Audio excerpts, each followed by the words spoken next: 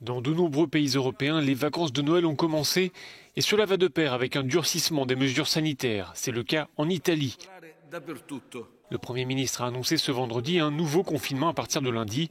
Interdiction de voyager d'une région à l'autre, fermeture de nombreux commerces. Les autorités veulent ralentir la progression du virus en limitant les brassages de population. En Autriche aussi, on s'inquiète du nombre croissant de cas de contamination, d'où la décision du gouvernement de reconfiner le pays. Un couvre-feu généralisé, de jour comme de nuit, et ce à compter du 26 décembre. Une mesure qui sera appliquée au moins un mois. La Suède a longtemps fait figure d'exception face à l'épidémie, le seul pays européen à n'avoir pas imposé de confinement. Mais voilà, face à une situation jugée très grave, les autorités serrent la vis avec la mise en place de jauges dans les commerces ou encore le port du masque dans les transports publics. Pour autant, il n'est à ce stade pas question de confiner la population.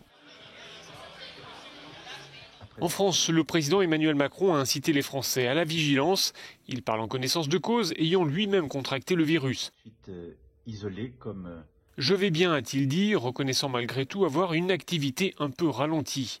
Le chef de l'État s'est isolé à la Lanterne, une résidence officielle située à côté du château de Versailles. Il a promis de rendre compte chaque jour de l'évolution de la maladie. Pour les dirigeants, il n'est pas simple d'imposer ce nouveau tour de vis à des populations déjà éprouvées par les mesures de distanciation sociale, alors même que les fêtes de fin d'année sont traditionnellement des moments de retrouvailles.